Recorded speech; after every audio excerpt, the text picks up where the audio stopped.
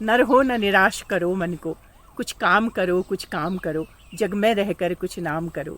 यह जन्म हुआ किस अर्थ अहो, समझो जिसमें यह व्यर्थ न हो। करके विधिवाद न खेद करो, जिज लक्ष्य निरंतर भेद करो। नर हो न निराश करो मन को। रमेश जी, मुझे पता चला कि आपके डिपार्टमेंट की आज गांव वालों के साथ कुछ मीटिंग का प्रावधान है, तो मैं आ गई आपके सेंटर पे। अब आप मुझे शॉर्ट में बताइए कि आज की ये मीटिंग का क्या उद्देश्य है। Thank you ma'am. मैम, ये PMFME प्रधानमंत्री सूक्ष्म खाद्य उन्नयन योजना के अंतर्गत ये योजना भारत सरकार की ओर से चलाई गई है, जिसमें युवाओं को स्वरोजगार से जोड़ने के लिए भारत सरकार की ओर से 10 लाख रुपए में उनको 35% उसको राज सहायता उनको मिलेगी, और साथ ही उनको प्रोसेसिंग से मतलब कोई भी काम अपना स्वरोजगार का करें, जैसे कोई मतलब आपका फूड प्रोसेसिंग करे, कोई स्पाइसेस प्रोसेसिंग करे, कोई हनी प्रोसेसिंग करे, कोई मिल्क प्रोसेसिंग करे, मतलब इस तरह के जो स्वरोजगार के जो हमारे कृषि से जुड़े हुए रोजगार हैं, उस तरह के रोजगार में इनको सरकार प्रमोट करने के लिए युवाओं को स्वरोजगार से जोड़ने के लिए योजना लाई गई है। उसके बारे में विस्तृत जानकारी आज के हमारे जो सेमिनार यहाँ पर हो रहा है उसमें हमारे विशेषज्ञ लोग देहरादून से आए हुए हैं, तो इसमें विस्तृत जानकारी देंगे। और युवाओं को स्वरोजगार से जोड़ने के लिए हमारे डिस्ट्रिक्ट रिसोर्स पर्सन हर जिले में दो डिपार्टमेंट की ओर से तय किए गए, जो उनको स्वरोजगार से जोड़ने उनकी फाइल तैयार कराएंगे, पूरा बैंक में लोनिंग करने में उनको सहायता करेंगे, और उनको सब्सिडी रिलीज करने में पूरा उनका जो यूनिट है स्वरोजगार की उसको एस्टेब्लिश करने पूरी उनकी मदद करेंगे।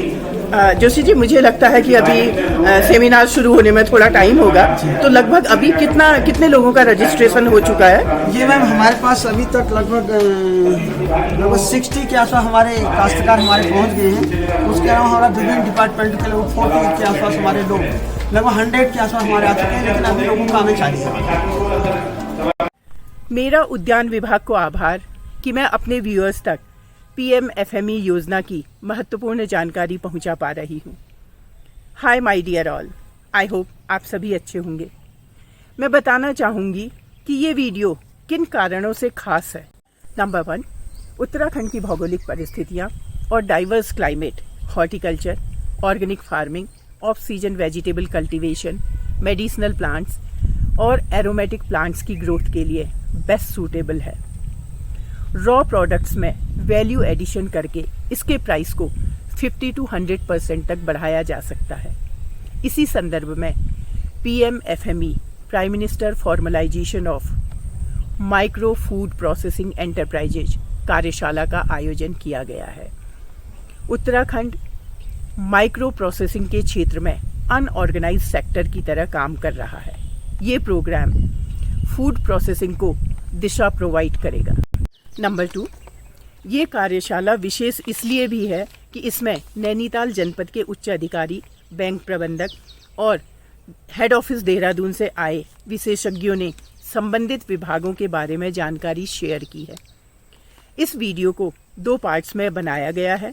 पार्ट 2 में सूक्ष्म स्तर पर विस्तार से योजना को समझाया गया है, साथ ही क्वेश्चन आंसर सेशन इसको और इन्फॉर्मेटिव बनाता है। मंच पर आसीन हमारे सभी सम्मानित अतिथियों का तथा इस कार्यक्रम में हमारे मुख्य अतिथि सम्मानित परियोजना निदेशक ग्राम विकास अधिकरण नैनीताल, सहायक परियोजना निदेशक ग्राम विकास विभाग जनपद नैनीताल,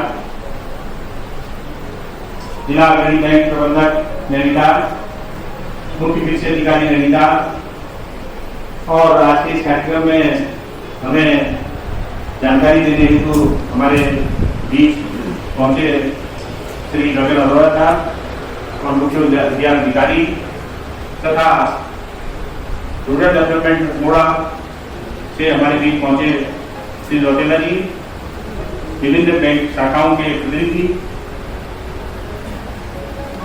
सहायक खंड विकास अधिकारी समस्त प्रतिभागीगण, विद्यार्थीगण, मैं समस्त प्रतिभागियों, मैं आप सभी का इस सभागार का हार्दिक स्वागत एवं अभिनंदन करता हूं। जैसा कि आपको विदित है, यह जनपद औद्यानिकी के क्षेत्र में काफी अग्रणी जनपद माना जाता है। यहाँ की जलवायु के जैसे 3 विकासखंड मैदानी संभाग के हैं, वहाँ उष्ण कटिबंधीय फल पौध यथा आम, लीची, अमरूद तथा पर्वतीय क्षेत्रों में आम, लीची, आड़ू यहाँ बहुतायत में उत्पादित होते हैं। इन उत्पादों के सी और डी ग्रेड के तथा जो बाजार में जो अनुपयुक्त फल है उनकी प्रोसेसिंग के लिए सूक्ष्म इकाइयां स्थापित करने के लिए भारत सरकार द्वारा एक योजना संचालित की गई है। इस योजना के यह योजना 2020 में संचालित की गई थी और 2024 तक ये योजना प्रधानमंत्री के निर्देशन में चलेगी। इस योजना की विस्तृत जानकारी देने के लिए आज कार्यशाला आयोजित की गई है। मैं इस कार्यशाला में आप सभी का पुनः स्वागत एवं अभिनंदन करता हूं। कार्यक्रम को आगे बढ़ाते हुए मैं सर्वप्रथम अनुरोध करूंगा जिला उद्यान मुख्य उद्यान अधिकारी महोदय से कि वो पुष्पगुच्छ भेंट कर हमारे सम्मानित मुख्य अतिथि का स्वागत करने का प्रयास करेंगे।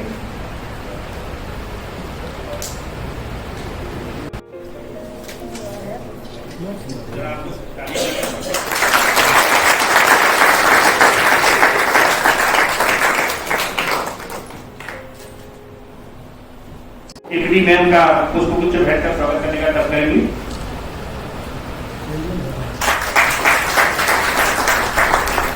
मैं अनुरोध करूंगा श्री आंशिक मिश्र से कि वो सीईओ साहब का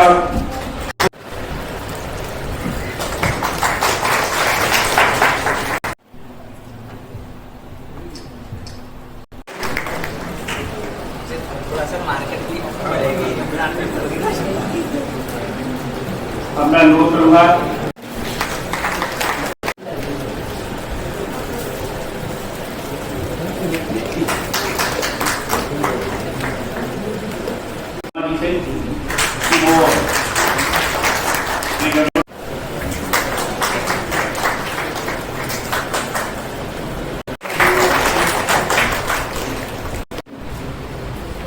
मैं अनुरोध करूंगा श्री लीलाराम टंडन जी से कि वो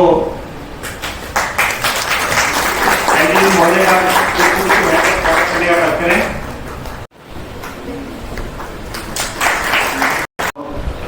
के अवसर पर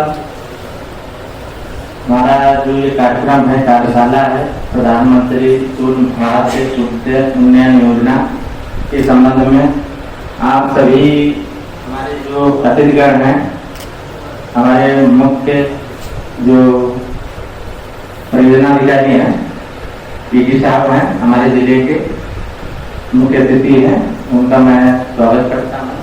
उनके साथ में हमारे एपीडी मैडम हैं सम्मानित, उनका मैं स्वागत करता हूँ।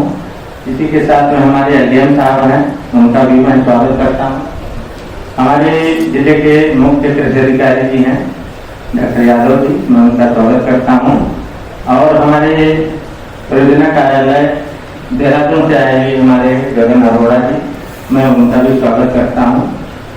इसी के साथ में इस कार्यशाला में उपस्थित हमारे उद्यान विभाग के हमारे डीडीओ साहबा और जो भी कार्मिक हैं, सहयोगी हैं, उनके साथ में आए हुए, उनके साथ में सम्मानित उद्यम जो लगा रखा है, उसके साथ में जो हमारे माइक्रो फूड में कार्य कर रहे जो किसान हैं या हमारे एंटरप्रेन्योर्स हैं, उनका सबका हम तहे से स्वागत करते हैं।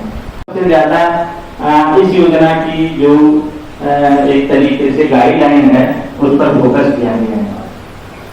हमारा जो मुख्य एम है वो है, हम जो माइक्रो फूड प्रोसेसिंग के क्षेत्र में जो लोग काम कर रहे हैं, आपने देखा होगा उनके पास बहुत ज्यादा रिसोर्स नहीं है, इंफ्रास्ट्रक्चर नहीं है, वो इंफ्रास्ट्रक्चर कैसे क्रिएट किया जाए, कैसे हम उनको सब्सिडी के माध्यम से जोड़ें ताकि उनका जो कारोबार है, जो यूनिट है, वो एक अच्छे स्तर पर पहुंच जाए। आपने देखा होगा जो हमारे गांव में जो लोग लगे हुए हैं, छोटे जो माइक्रो लेवल पर हैं, उनको उनकी बिक्री में, उनकी ब्रांडिंग में वो उतना कैपेसिटी नहीं है ताकि वो आगे बढ़ सके। इसके लिए हमारा जो ये योजना है, आप देख रहे होंगे सूर्य खाद उन्नयन योजना, ये इस क्षेत्र में बहुत बड़ी मील का पत्थर साबित हो रही है। अभी तक हमारे जिले में 22 के करीब हमारे ऑनलाइन प्रोजेक्ट हुए हैं और उसमें 4 हमारे जो है सैंक्शन भी हुए हैं। तो हमारा जो काम है काफी एक तरीके से ऑनलाइन जो पोर्टल है उस पर हम लोग काम कर रहे हैं, थोड़ा टेक्निकल दिक्कतें भी हैं, लेकिन फिर भी हम इस क्षेत्र में काफी गति पकड़ रहे हैं। आपने देखा होगा कि जो योजना है, ये योजना 2000 एक तरीके से 20-21 से संचालित होकर के 24-25 तक चलेगी। 5 साल की कार्य योजना है और इसको हम अभी 2 साल पूरे हो गए हैं, लेकिन जिस गति से हमें जाना चाहिए था वो गति अभी हम नहीं पकड़ पाए हैं। तो इस क्षेत्र में सबसे ज्यादा कार्य करने की गुंजाइश है। अभी आप देख रहे हैं हॉर्टिकल्चर सेक्टर में सबसे ज्यादा फोकस गवर्नमेंट के द्वारा किया जा रहा है, क्योंकि इसी क्षेत्र में सबसे ज्यादा रोजगार के अवसर छिपे हुए हैं। उन रोजगार के अवसरों को कैसे हम तलाशें? हमारे नैनीताल जनपद की यदि बात करें तो सबसे ज्यादा यहाँ आड़ू का क्षेत्र, उत्पादन का क्षेत्र है, लीची का उत्पादन क्षेत्र है, मैंगो का भी है, एप्पल का भी है। सबसे ज्यादा डाइवर्स क्लाइमेटिक कंडीशन में हमारे पास सबसे ज्यादा अवसर है। उन अवसरों को कैसे हम गेन करें, कैसे हम आगे बढ़ें। और आप सभी जानते हैं कि जो हमारा बागवानी का क्षेत्र है उसमें लगभग 20 से 25% का जो हमारा जो फलों का उत्पाद का जो नुकसान होता है उसको कैसे हम प्रोसेसिंग के माध्यम से एक अच्छा प्रोडक्ट बना करके, ब्रांड करके और हम बाहर भेज दें, उसमें कितना हमारा जो है सबसे ज्यादा रोजगार के अवसर छिपे हुए हैं। तो इस क्षेत्र में आपने देखा होगा कि हमारे यहाँ आड़ू का सबसे ज्यादा उत्पादन हो रहा है। एक आड़ू के पेड़ के नीचे 10-10, 5-5 किलो की आड़ू ऐसे ही पड़ा रहता है, मतलब खराब हो जाता है। तो उसको कैसे सेव करें, कैसे हम उसको बचाएं और उसको कैसे प्रोसेस करके हम एक छोटा मोटा लघु उद्योग के रूप में हम गांव में उद्योग डेवलप करें, इस पर सबसे ज्यादा ध्यान देने की आवश्यकता है। अभी जो हमारा जो स्कीम है उद्यमिता विकास की है ये स्कीम, और इसमें अभी हमने देखा है कि लोग थोड़ा सा उतना टेक्निकली और वो जो एक तरीके से पोर्टल की बात है उसमें उतना वो नहीं जा पा रहे। तो हमारा ये कहना है कि हमारे पास DRP डिस्ट्रिक्ट रिसोर्स पर्सन है और डिस्ट्रिक्ट लेवल पर नोडल अफसर भी हमने बनाए हैं। तो उसको थोड़ा सा अगर वो देख लेंगे कि भाई कैसे हम किसान का या जो लोग अपना माइक्रो प्रोसेसिंग यूनिट लगाए हुए हैं उनको कैसे हम सहायता दे सकते हैं, कैसे फैसिलिटेट कर सकते हैं, इस पर थोड़ा सा हमें फोकस करने की जरूरत है। अभी तक हम लोग जो योजना का जो संचालन कर रहे हैं वो हमारा एक PMU बना हुआ है हमारे सर्किट हाउस में, वहाँ पर कई लोग बैठे हैं, वो उसको मॉनिटर कर रहे हैं। जिले लेवल पर भी डिस्ट्रिक्ट रिसोर्स पर्सन हैं, नोडल अफसर हैं, उनके माध्यम से हम लोग फैसिलिटेट कर रहे हैं। और जो योजना है वो एक तरीके से पोर्टल पर जाकर के हम लोग रजिस्ट्रेशन कर सकते हैं। बिना पोर्टल के ऑफलाइन जो है इसको हम ज्यादा वो नहीं कर सकते हैं, केवल हम कागज वगैरह बना सकते हैं, लेकिन पोर्टल पर भी इसको हम ऑनलाइन कर सकते हैं। तभी हमारा योजना का जो आगे जो जैसे DRP लेवल पर है, फिर डिस्ट्रिक्ट DRC लेवल पर है, फिर उसके बाद बैंक हो जाता है ये। तो सारा ऑनलाइन प्रोसेस है। ऑनलाइन प्रोसेस अगर नहीं होगी तो हम इसमें कुछ नहीं कर पाएंगे। अब इसमें जो पात्र व्यक्ति कौन है, इंडिविजुअल भी है, इसमें ग्रुप के लोग हैं, इसमें फ्यूज भी हैं, इसमें जो पार्टनरशिप वगैरह जो होते हैं, कंपनियां हैं, प्राइवेट लिमिटेड कंपनी है, वो सारे लोग इस योजना को लेने के हकदार हैं। इसमें कोई ऐसी बात नहीं केवल एक ही व्यक्ति के लिए है, सारे लोगों के लिए ये जो है योजना संचालित की गई है माइक्रो प्रोसेसिंग, फूड प्रोसेसिंग के लिए। इसके अलावा जो अभी तक जो बात आ रही है, जैसे पीएमएफई पोर्टल की बात आ रही है, बहुत ही सिंपल सी प्रोसेस है। अगर आप देखें, सारा कुछ आजकल कंप्यूटराइजेशन का जमाना है, डिजिटलाइजेशन का जमाना है, तो हमें सारा कुछ उसी पर काम करने की आवश्यकता है। बहुत ज्यादा इसमें अगर कॉमन सर्विस सेंटर पर भी जा करके आप इसको जो है वो कर सकते हैं। तो ये बहुत ज्यादा कोई ऐसी बहुत टेक्निकलिटी नहीं है। इसमें क्षमता निर्माण के लिए भी बहुत ज्यादा फोकस किया गया है कि जितने लोग काम कर रहे हैं, आपने देखा होगा क्षेत्र में, तो वो उतने सक्षम नहीं है, एक कैपेबल नहीं है, या उनके पास जो ज्ञानवर्धन की बात टेक्निकलिटी है वो नहीं है। तो कहीं भी प्रशिक्षण, जो अच्छे से अच्छे संस्थान है, वहाँ प्रशिक्षण दे करके और अपनी योजना को संचालित कर सकते हैं। इसमें कैपेसिटी बिल्डिंग का और जो स्ट्रेंथनिंग का है, अपनी यूनिट का जो स्ट्रेंथन कर सकते हैं, तो सारी बातें इसमें हैं। और ये योजना जो है अभी आप देख रहे होंगे, इसमें 35% तक की सब्सिडी मैक्सिमम अलाउ है। यानी अगर 28 लाख का प्रोजेक्ट है तो 35% सब्सिडी, लगभग 10 लाख की सब्सिडी इसमें बनती है। तो उसको लेकर के आप जो है बढ़ सकते हैं।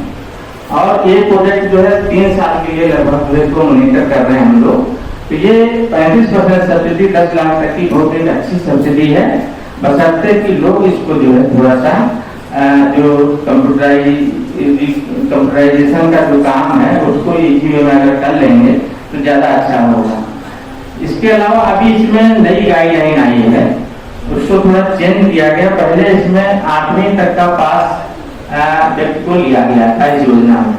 अब इसमें कोई योग्यता का कोई वो नहीं है, बिना पढ़ा लिखा भी व्यक्ति जो है इसमें योग्य है उस योजना को लेने के लिए।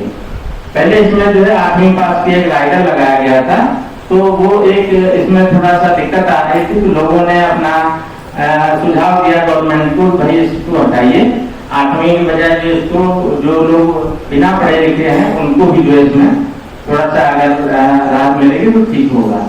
तो इसमें इस तरीके का भी है। बाकी हमारी समझ से जो योजना है अभी प्रेजेंटेशन के माध्यम से आपको सारा कुछ बताएंगे। रुपये का जो आइटम है वो आपको जो है 100 रुपये 200 रुपये तक का जो है वो आपको एक तरीके इनकम दिला सकता है। यानी जो जैसे मैंगो है, मैंगो आपका जो है मुश्किल से 20-25 रुपया किलो जो है मिलता है राह। अगर आप उसको प्रोसेस करते हैं पिकल के रूप में या कोई उसका पेय वगैरह बना देते हैं, तो वही जो आपका 100 रुपया 150 रुपया किलो में भी ब्रांड करके बिक सकता है। तो पोटेंशियल बहुत ज्यादा है, और उस पोटेंशियल को गेन करने के लिए हमें इस पर सबसे ज्यादा फोकस करने की आवश्यकता है। सब्सिडी हमारे पास बहुत ज्यादा है, 35% सब्सिडी बहुत ज्यादा एक अच्छी धनराशि है। तो उसको आप लेकर के अपने जो उद्योग है, छोटा माइक्रो लेवल पर जो काम चल रहा है, उसको आप आगे ले जा सकते हैं और उसमें लोगों को भी जो है रोजगार दे सकते हैं। इस मंशा के साथ इस योजना को चलाया जा रहा है कि जो लोकल लेवल पर हमारे माइक्रो यूनिट हैं उसमें रोजगार के अवसर रहे, उस जो उद्योग है, जो एंटरप्राइज है, उसको जो है और गति मिले और ज्यादा उसको आगे बढ़ाया जाए, इस उद्देश्य के साथ योजना को संचालित किया जा रहा है। और जनपद नैनीताल, जैसा कि आप सभी जानते हैं कि इसकी डाइवर्सिटी इतनी अच्छी है कि जहाँ तो लीची हो रही, आम हो रहा है, वहाँ एक तरफ जो है आड़ू भी हो रहा है, जैसे सेब भी हो रहा है। कई ऐसे अब हम लोग कीवी पर भी फोकस कर रहे हैं। अभी कीवी का भी एक बहुत ज्यादा पोटेंशियल एरिया देखने को मिला है। 1000 से 2000 मीटर के जो सी लेवल है उस पर कीवी की बहुत बड़ी संभावना है। अब कीवी के हम बहुत अच्छे पेय भी बना रहे हैं, जो हम लोग स्क्वाश है या जो है जूसेस वगैरह बना रहे हैं और बाजार में उसको अच्छे दामों में बेच रहे हैं। तो ये इस सेक्टर में सबसे ज्यादा गेन करने की आवश्यकता है और इसमें सबसे ज्यादा पैसा है और रोजगार भी है। तो इसलिए हमें जो है इस योजना को एक तरीके से प्रचार प्रसार के लिए ये जो हमारी कार्यशाला है इसको हमने यहाँ पर आयोजित किया है। जो प्रोसेस्ड फूड है या प्रिजर्व फूड है, इसकी बहुत ज़्यादा डिमांड हो रही है। और हमें जो यहाँ की लोकल क्लाइमेट है उसके हिसाब से क्या है कि यहाँ पर वेजिटेबल्स है वो आप सीजन वेजिटेबल्स प्राकृतिक देन है कि यहाँ पर जो सब्जियाँ जो होती हैं वो उस समय मैदान में नहीं होती है। तो हमें ऑक्सीजन वेजिटेबल्स में ज़्यादा बहुत ध्यान देना है हमने फ्रूट्स पे ध्यान देना है और फ्रूट्स और वेजिटेबल की वैल्यू एडिशन करना है, मतलब प्रोसेसिंग करके एडिशन देते हैं। तो जो रॉ मटेरियल हमारा 10 रुपये का 20 रुपये में जा रहा है, वो जो प्रोसेस हो जाएगा तो 200 रुपये तक जा सकता है। मतलब इतना मार्जिन है और इसमें रोजगार की बहुत ज़्यादा संभावना है, आय बढ़ने की संभावना है, पर यूनिट जो आमदनी है वो बहुत ज़्यादा हो सकती है। तो ये हमारे रोजगार के नए अवसर पैदा करेगा, पलायन को रोकेगा, हमारी यहाँ की परिस्थिति है उसके अनुसार होगा, तो स्थानीय आवश्यकता के अनुसार होगा और स्थानीय परिस्थितियों के अनुसार होगा। यहाँ से जो लोकल रिसोर्सेज हैं उन्हीं से इसका सब कुछ किया जाएगा। तो ये बहुत अच्छी सोच है जिसकी तरह की फैसला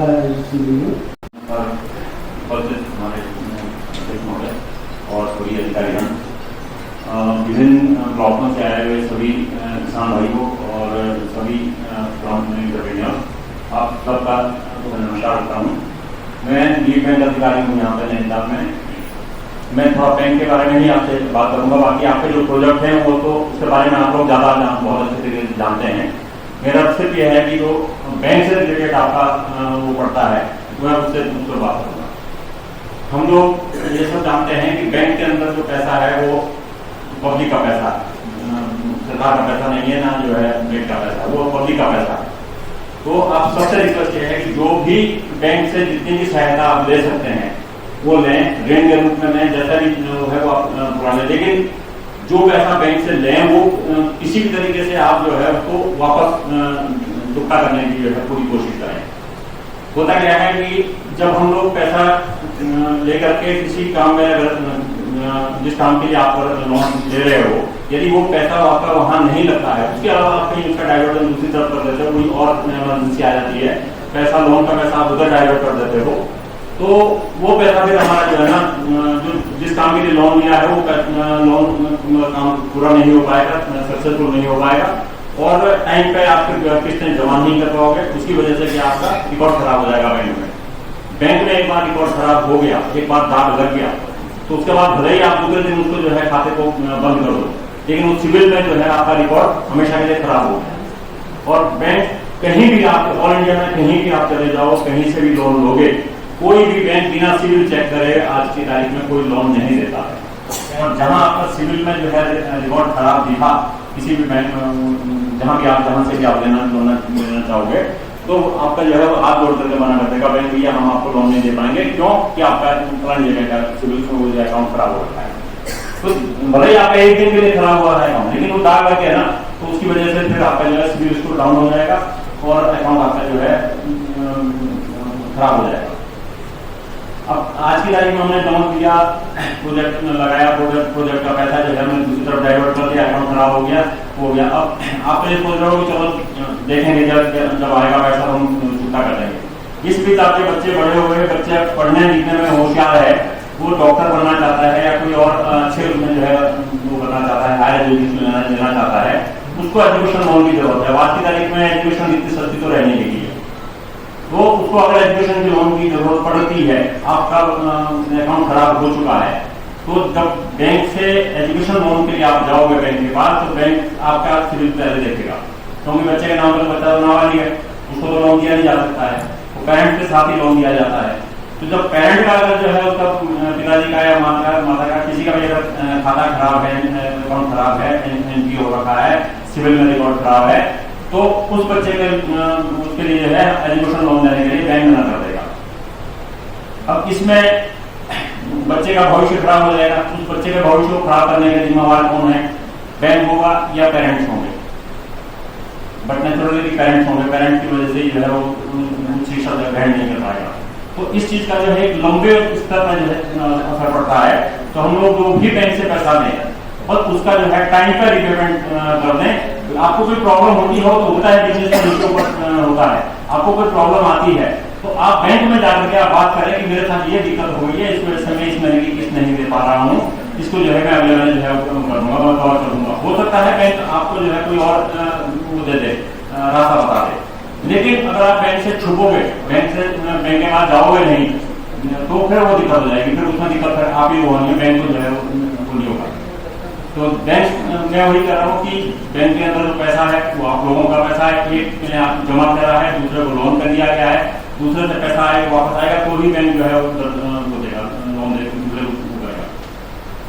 एक और चीज आपसे कहना चाहूँगा कि आजकल ये नई कंपनियां नए वो आकर के जो है लोग उसके एफडी के रेट पर बात करते हैं, हम इतने % पे एफडी देंगे, इतने पीरियड में दुगना कर देंगे।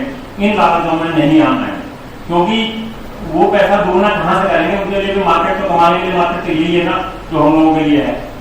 तो कभी भी सच्चे लालच में नहीं आना है। जो बैंक जब ज्यादा रेट ऑफ इंटरेस्ट देने की बात कर रहा है, तो नेशनलाइज बैंक भी है, अगर कोई ज्यादा रेट ऑफ इंटरेस्ट देने की बात कर रहा है एफडी पे, इसका मतलब उसकी फाइनेंशियल स्थिति कमजोर है, क्योंकि वो मार्केट से अपना पैसा वसूल नहीं कर पा रहा है, और जिनकी जो है जो लायबिलिटी जिन्होंने डिपोजिट करा है उनके बाद उनका पेमेंट देने के लिए उसका पैसा नहीं है, तो क्या करेगा वो, मार्केट से ही पैसा और उठाएगा, और उसके लिए क्या रेट ऑफ इंटरेस्ट ज्यादा। इस कार्यशाला की अध्यक्षता कर रहे आज के मुख्य अतिथि माननीय कविता निदेशक महोदय, मंच पर उपस्थित समस्त अधिकारीगण तथा इस कार्यशाला में प्रतिभाग कर रहे समस्त कर्मचारी, हमारे किसान भाई और विकास खंडों से यहाँ उपस्थित खंड विकास अधिकारी, सहायक खंड विकास अधिकारी, VMN, आप सभी का इस कार्यशाला में बहुत बहुत स्वागत।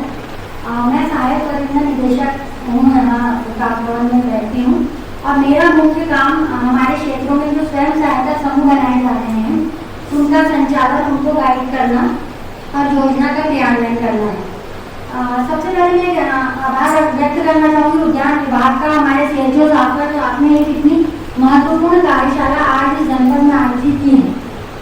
मैं जब हम लोग समूह के साथ काम करते हैं तो हम ये चीज़ देख रहे हैं कि यहाँ का जो क्लाइमेट है, जो ज्योग्राफिकल कंडीशन है, उसके हिसाब से वास्तव में ये एरिया फ्रूट्स के लिए, वेजिटेबल्स के लिए बहुत ही अच्छा है। और जैसा कि आपको बताया गया, CHO साहब ने भी बताया कि जब भी हम इन प्रोडक्ट्स में अगर वैल्यू एडिशन करते हैं तो उनका जो प्राइस है वो ऑटोमेटिकली 50% या मतलब 100% भी शायद बढ़ जाता है। तो ये एक बहुत ही इम्पोर्टेंट यहाँ की ज़रूरत है, क्षेत्र की ज़रूरत है कि जो हमारा प्रोडक्शन है उसको कैसे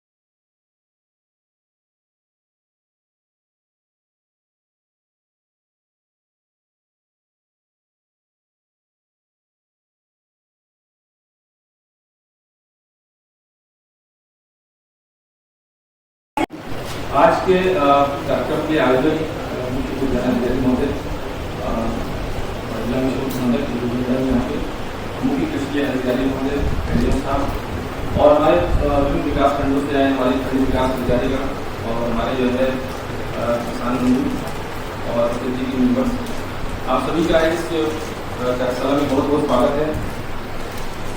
जैसा कि अभी आप सब जानते हैं, हमारे जो पूर्व के वक्ताओं ने जो है इस योजना के बारे में बहुत ही विस्तार से बताया है और अभी इस पर डिटेल प्रेजेंटेशन भी आपके सम्मुख यहाँ पर दिया जाएगा, क्योंकि कार्यशाला के लिए जरूरी है। आप जानते हैं जो हमारा जनपद है बहुत ही इसमें पोटेंशियल है, बहुत ही जो है इसमें क्षमता है। आज का जो समय है, हर आदमी को जो है रोजगार नहीं दे सकता। आपको देखा कि भारत सरकार की जो विभिन्न स्कीमें हैं, अब जो हमारा जो फोकस है लाइवलीहुड है, आजीविका से संबंधित कामों पर जो है गवर्नमेंट का फोकस है और इसमें जो हमारा जनपद है इसमें बहुत ही पोटेंशियल है और खास करके जो फूड प्रोसेसिंग का जो क्षेत्र है, ये हमारा जो जनपद है पहले से ही इसमें आगे रहा है। हमको थोड़ा सा इसमें दिशा ढूंढनी है। तो जो हमारा ये जो प्रोग्राम है 2020 में माननीय प्रधानमंत्री जी ने इसको प्रधानमंत्री सूक्ष्म खाद्य योजना को लॉन्च किया था, लेकिन इस अवसर पर कम से कम जैसे जो आज की वर्षा हो रही है, ऐसे अवसर मिलते हैं कि इस योजना को हम लोग जो है फीड कर लेते हैं और जो भी हमारे जो यहाँ पे ब्लॉगों से हमारी वीडियो साहिबान उपस्थित हैं और जो हमारे यहाँ पे किसान बंधु हैं, आप सभी से आग्रह रहेगा कि इसको जो है आप सिर्फ अपने तक सीमित न रखें। जो भी आज आप यहाँ पे ध्यान अर्जित करेंगे इसको फील्ड में भी लोगों को बताएं।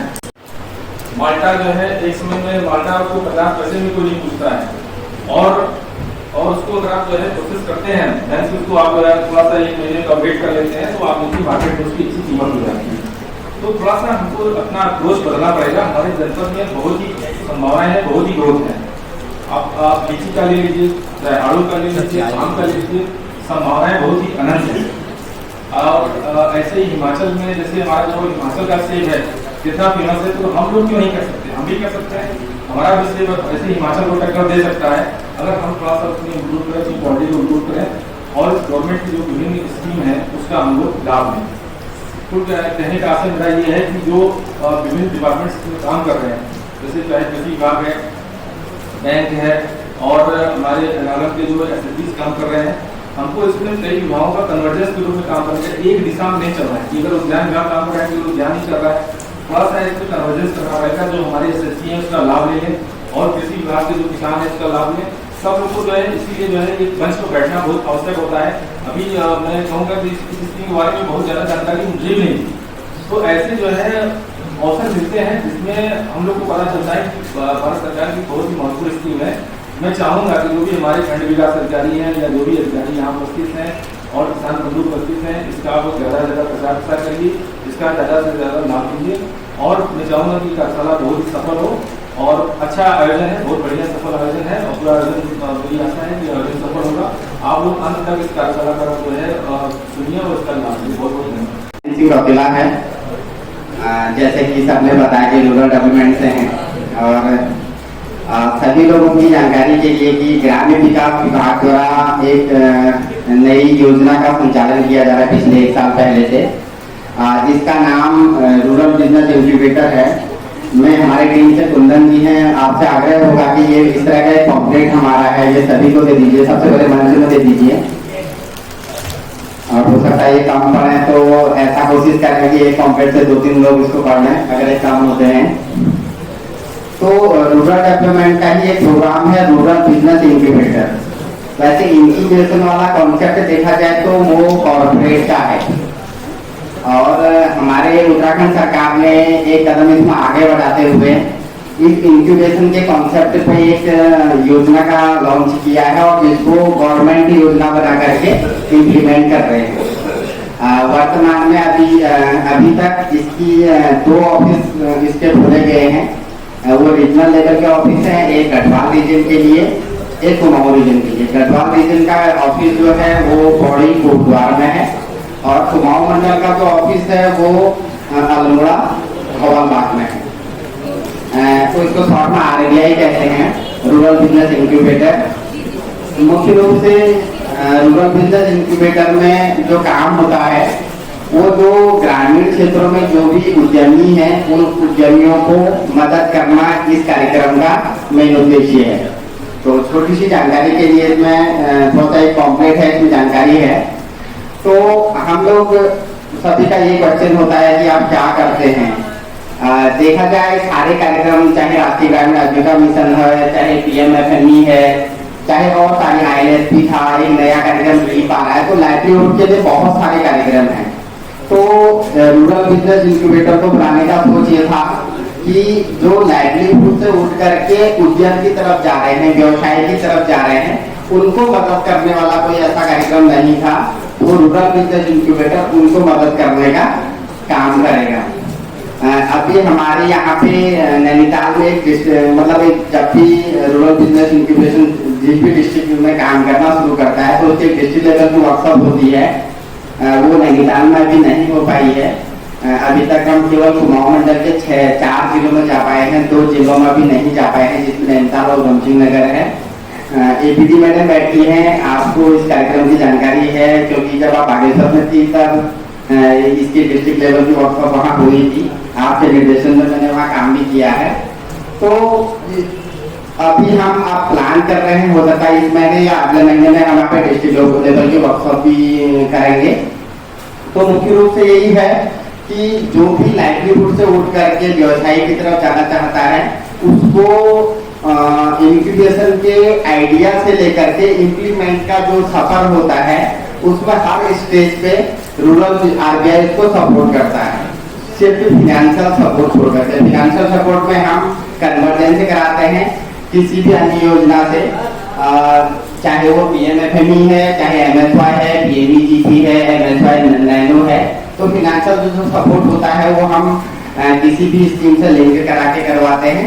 बाकी उसके अलावा आइडिया जनरेशन से लेकर के अगर किसी के मन में किसी को काम करने का एक आइडिया भी आ रहा है तो उसके आइडिया लेवल से लेकर के इम्प्लीमेंट करने तक उसके बीच में, चाहे उसका आइडिया पे उसके साथ बातचीत करनी है, उसका बिजनेस प्लान बनाना है, या उसको लीगली कोई सपोर्ट करना है, रजिस्ट्रेशन कराना है, या फिर पैकेजिंग ब्रांडिंग में मदद करनी है, या फिर मार्केटिंग में मदद करनी है। तो ये सारी चीजों के हर लेवल पे हम मदद कर रहे हैं। और इसमें हमारा जो लिंक है आज तो जो भी उद्यमी यहाँ पे हैं, जिसको भी अगर ऐसा कुछ लगता है कि हमको इस लेवल की कोई मदद चाहिए, हमारा एक कॉल फॉर एप्लीकेशन करके फॉर्म है, हमारे टीम के साथी कुंदन जी हैं, इनके पास है। चाहे हम इसको अगर जो लोग भरना चाहेंगे, जिसको आप लोग में कोई ऐसी मदद की जरूरत है, वो हाथ खड़ा कर सकते हैं, फॉर्म आप तक भी पहुंच जाएगा। इसमें अपना डिटेल भरना है और आपको जिस तरह की जरूरत है मदद की वो लिखना है, इसमें लिखने का ऑप्शन है तो वो लिख सकते हैं। देना चाहूंगा यहाँ पे अभी तक जितना हमारा काम करने का अनुभव रहा है, जैसे अल्मोड़ा में एप्पल पे बहुत काम होता नैनीताल में भी है, लेकिन नैनीताल का हमारा भी प्रैक्टिकल अनुभव नहीं है फील्ड का। अगर मैं अल्मोड़ा की बात करूँ तो वहाँ पे बहुत सारे लोग, कुछ लोग इंडिविजुअल, कुछ लोग ग्रुप में एप्पल पे काम कर रहे हैं। और जब हम लोगों ने उनसे बात करी तो वो लोग अपने लेवल से, अपने फेसबुक से, अपने इंस्टा से, अपने व्हाट्सएप से जितना भी मार्केटिंग कर पा रहे थे वो कर रहे थे। और जनरली उनका लोकल का मार्केट था, जो लोकल की दुकानें हैं। जब उनसे ये सारी बातचीत, जब इसी तरह से उनसे संवाद हुआ तो उन लोगों का कहना था कि हमको मार्केट चाहिए। तो हमने सारे लोगों को इकट्ठा करके, हमारे पास करीब 40 से 50 महिलाएं ऐसी वहाँ पे हैं, महिला उद्यमी जो एप्पल का काम करती हैं। तो उनका हमने एक वेबसाइट बनवा दिया, वेबसाइट बना करके सब उसमें प्रोडक्ट डलवा दिए हैं। एक प्रोफेशनल फोटोग्राफर बुला करके उनके प्रोडक्टों का फोटो शूट कराया, वो उनकी वेबसाइट पे डाल दिया है। तो उनका जो भी अब कारगिल वाले करके वेबसाइट बनाने वाले हैं, तो उनसे उनका वेबसाइट बना करके आप ऑनलाइन भी दे सकते हैं। जिस तरह का प्रोडक्ट आपको एप्पल में चाहिए, चाहे वो मॉडर्न आर्ट है, चाहे ट्रेडिशनल एप्पल है, तो आप वहाँ से खरीद सकते हैं, ऑनलाइन उनका परचेज कर सकते हैं। जैसे एक छोटा सा उदाहरण है। दूसरा एक होम स्टे पे सरकार का बहुत सारा ध्यान है, होम स्टे की योजना संचालित की जा रही है। और लोगों ने जब हम फील्ड में गए, लोगों से बात करी, ऐसा नहीं है कि लोग सब्सिडी के लिए होम स्टे योजना का उपयोग कर रहे हैं। बहुत सारे लोग ऐसे भी हैं जिन्होंने बहुत बढ़िया बढ़िया होम स्टे बनाए हैं। अभी मैं रास्ते से आ रहा था, ये कौन सा गाँव एग्जैक्ट कौन सी लोकेशन है यहाँ पे मुझे नहीं पता, लेकिन यहाँ भी बहुत सारे होम स्टे बने हैं। और आज के डेट में home stay industry hotel industry को टक्कर देने की कगार पे है। कितने बड़े बड़े लोगों ने होम स्टे बना रखे हैं, लेकिन वही बात है कि जो दिखता नहीं है वो दिखता नहीं है। होटल वाला अच्छी फोटोग्राफी कराता है, अच्छे वेबसाइट बना देता है, अच्छी फोटो डाल देता है, तो उसको सब लोग देखते हैं, लेकिन होम स्टे को लोग नहीं देख पा रहे हैं। तो हमने होम स्टे का भी एक कोहर्ट बना रखा है, एक समूह बना रखा है, उसमें भी सेम हम प्रोफेशनल फोटोग्राफर बुला करके उनका फोटोशूट कराया है। और हम बहुत सारे ऐसे पार्टनर हैं, बिजनेस पार्टनर हैं, जो लोग होम स्टे स्टार्टअप हैं और वो होम स्टे के लिए काम कर रहे हैं, तो उनके साथ पार्टनरशिप करवा रहे हैं। अभी तक हमने अल्मोड़ा बागेश्वर से करीब 15 से 20 होम स्टे वालों का फोटोशूट करके ऑनलाइन पार्टनर के साथ जोड़ दिया है उनको। और मैम के संज्ञान में होगा नीतीश खामा भी जो नॉर्थ रीजनल एरिया है वहाँ पे भी बहुत सारे होम स्टे बने हैं, तो वहाँ के लिए भी हम ऑनलाइन पार्टनर वाली कार्रवाई शुरू हो गई है। तो ये भी एक कोशिश है होम स्टे वालों के साथ कि थोड़ा सा क्योंकि वो होम स्टे कर तो रहे, लेकिन उसके साथ साथ उनको एक तो ये है कि उनके बिजनेस के लिए हम बिजनेस पार्टनर दिला रहे हैं। दूसरा उसके साथ साथ क्योंकि होम स्टे वाला कौन सा साधारण सा कोई व्यक्ति है जो घर के साथ साथ 2-3 कमरों का होम स्टे संचालित कर रहा है, लेकिन होटल इंडस्ट्री के लिए हॉस्पिटैलिटी में या गेस्ट को कैसे ट्रीट करना है, तो उसका टेक्निकल जो ट्रेनिंग है वो भी हम उन लोगों के साथ कर रहे हैं। तो ये एक छोटा सा RBI के बारे में जानकारी थी। और सभी लोगों से निवेदन होगा, यहाँ पे खंड विकासाधिकारी, सहायक खंड विकासाधिकारी हैं, हो सकता है नागरिक का स्टाफ भी हो, जो भी कोई ऐसा उद्यम कर रहा है, अगर उसको किसी भी तरह की कोई आवश्यकता है, चाहे उसको कहीं पैकेजिंग ट्रेनिंग में जरूरत है या उसको मार्केटिंग में जरूरत है, क्योंकि हमारे मैम ने भी बताया कि हमारे यहाँ पे बहुत सारे ग्रोथ सेंटर हैं। ग्रोथ सेंटर में भी हम अभी तक जो पैकेजिंग करी है या उससे चल रहे हैं, या उनका मार्केटिंग हमारा सीमित है, लेकिन एक पहाड़ी स्टोरी करके एक स्टार्टअप है जो पहाड़ी चीजों को बेच रहा है, हो सकता है बहुत सारे लोगों की जानकारी में होगा, तो वो भी इस तरह का बहुत सारा चीज पहाड़ से ले जा रहे हैं, लेकिन उनका रिक्वायरमेंट है कुछ, क्योंकि आधुनिक जो मॉडर्न मार्केट है उसके हिसाब से हमको व्यवसाय में बदलना पड़ेगा, क्योंकि जैसे उनका एक न्यूट्रिशन पे एक टेस्ट होना है, तो इस तरह की चीजें उनकी हैं, वो कुछ क्राइटेरिया उनके फिल करके वो अच्छा मार्केट दे रहे हैं। अभी हमने अल्मोड़ा में जो टमटा मोहल्ला में जो लोग टमटा तांबे का काम करते हैं, उनको बाहरी स्टोरी से जोड़ा है, तो उन्होंने वहाँ से वो डिमांड कर रहे हैं। तो सभी लोगों से मेरा आग्रह होगा जो यहाँ पे उद्यमी है या जो स्टाफ है, कि अगर किसी को इस तरह की जरूरत होगी तो वो कॉन्टेक्ट कर सकते हैं। हम इंतजार करिए वीडियो के पार्ट 2 का और तैयार रहिए अपनी डायरी के साथ, आपको बहुत कुछ जानने को मिलेगा। इसकी जानकारी देंगे mister Gagan Arora, marketing manager PMFME Dehradun. Hope आपको वीडियो इन्फॉर्मेटिव लगी होगी। वीडियो को शेयर करिए ताकि मैक्सिमम लोगों तक इन्फॉर्मेशन पहुंच सके। फिर मिलती हूं एक नई सोच, नई खोज के साथ आपके अपने ही YouTube channel Manjusha an influencer में। Stay blessed, stay positive.